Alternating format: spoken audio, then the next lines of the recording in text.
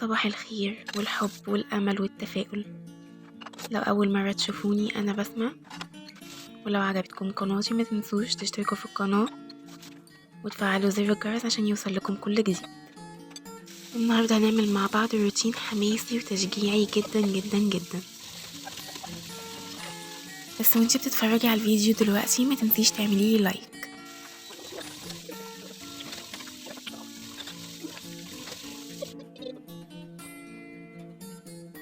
أول حاجة غسلت المواعين زي ما انتوا شايفين، وكنت بوريكوا السينابون اللي أنا عملته 3 مرات هحطه لكم في آخر الفيديو.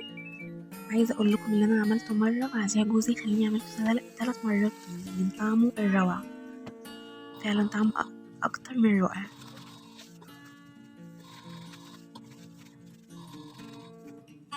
هنا بدأت بقى تنظيفات الشتاء علشان لما يجي الشتاء وابقى سقعانة ومتكتكة ومش قادرة أعمل حاجة ألاقي بيتي برضو نضيف ومفهوش حاجة تتعبني قوي.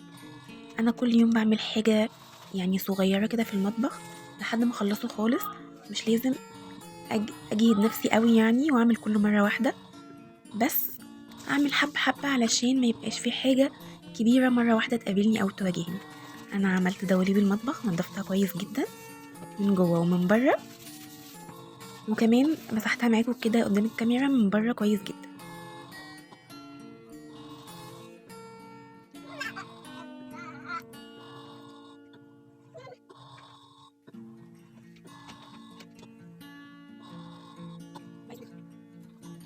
بعدين طلعت بره في الريسبشن، الكلام ده كان كله الصبح يا جماعة. خلصت كل اللي ورايا وبعدين عملت غداية وقعدت بقى طول اليوم فاضية. مسكت الريسبشن زي ما انتوا شايفين بدأت فيه بقى تنظيف كويس، مسحت الخشب وكمان نضفت اي حاجة عايزة او انا شايفاها قدامي اللي هي مش نضيفة مسكتها نضفتها.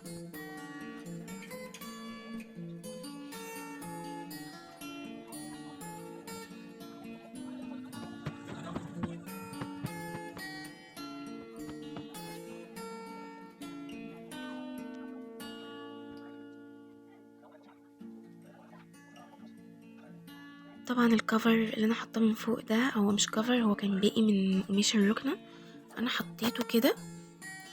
طبعا بيحافظ جدا عليها لاني انا قعدتي كلها في الريسبشن طبعا، فبيحافظ جدا جدا عليها.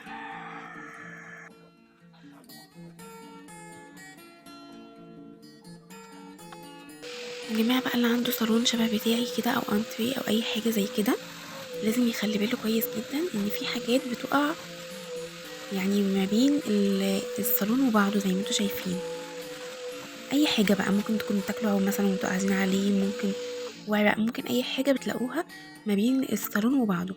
فانا بصراحة كل فترة كده يعني مش على طول، كل فترة بجيب المكنسة وبحاول ادخلها زي ما انتوا شايفين كده وتاخد اي اتربة او اي حاجة احنا كنا عاملينها ومش حاسين اساسا، فخلي بالكوا جدا من النقطة دي. بعدين كنست السجاد كده زي ما انتوا شايفين بالمكنسة، وطلعت الجزء التاني من الريسبشن اللي هو الجزء بتاع السفرة، ودي الجزامة بوريكم ان هنا كانت مليانة بجد تراب.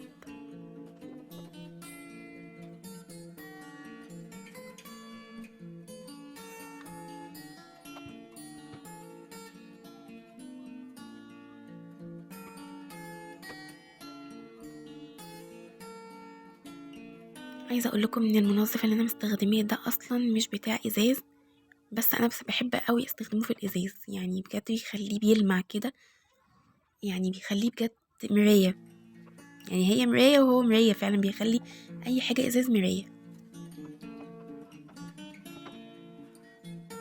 طبعا الحوصانين دولت كان في خلاف كبير قوي ما بيني وما بين محمد عليهم وقت الجواز، بيقول لي دي اصنام ومش اصنام، فانا ما عنديش معلومة كافية، بس انا اصريت ان انا احطهم كديكور والله مش اكتر، فيعني اللي عنده معلومة عن الكلام ده يا ريت يقولي.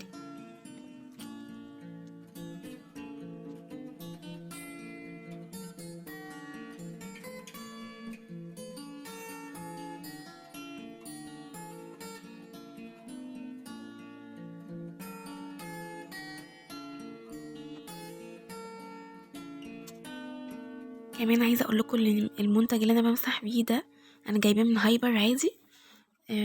عايزه اقول لكم ان هو بقاله معايا سنه ونص بمسح بيه، بعمل بيه كل حاجه. طبعا قصاده حاجات تانية، بس انا بحبه جدا يعني. ده اقرب حاجه لقلبي، ان انا يعني في اي وقت هو اول حاجه بطلعها هو ده.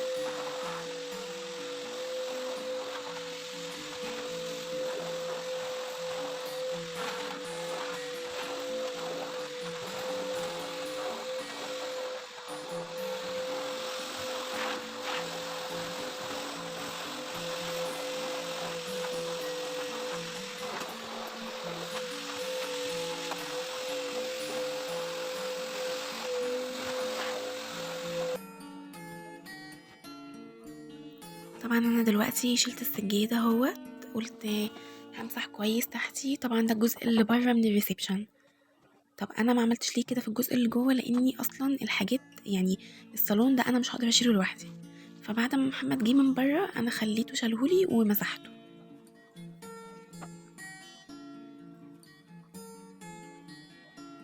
عايزه اقول لكم ان انا ما عنديش حاجه تستدعي ان انا يعني اشيل السجاد كل شويه وامسح وكده.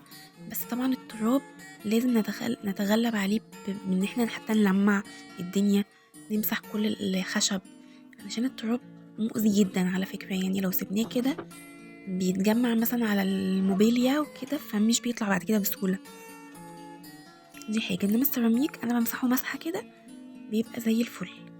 طبعا اللي هيقولي انت ليه ما عندكيش شبشوبه بقى والجردل بتاعها؟ عندي، بس انا ما بحبش استخدمهم بصراحه، ما اعرفش ليه.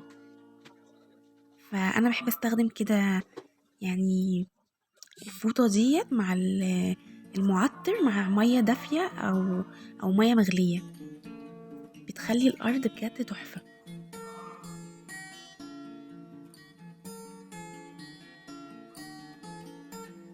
كانت الارض نشفت هنا، بدات احط السكينه تاني، وكانت الارض ريحتها حلوه قوي قوي قوي قوي بجد.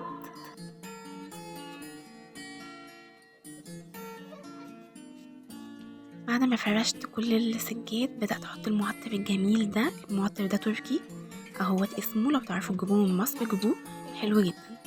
ودخلت بقى اعمل الاكل بتاعي برضو كان سهل جدا.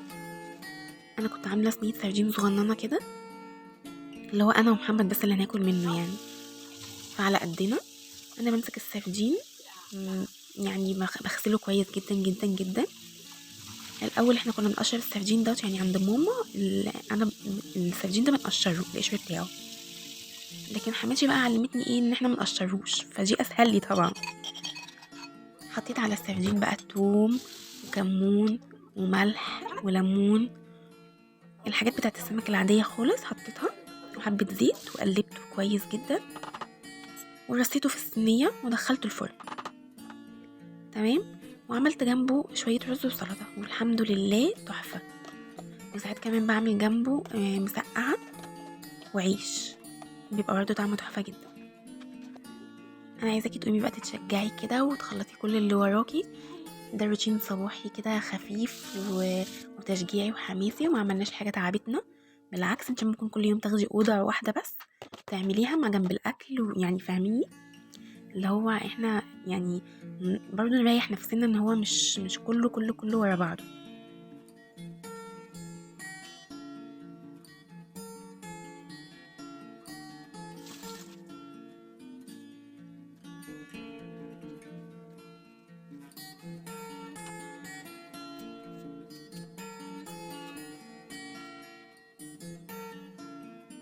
عايزه اقول لكم ان انا حطيت بصل وطماطم وفلفل اخضر، وكمان حبه زيت. واهم حاجه تظبطي الملح بتاعه، ما تحطيش ولا ميه ولا اي حاجه، هي الميه هتنزل يعني فيه في الفرن وهيستوي فيها كويس جدا.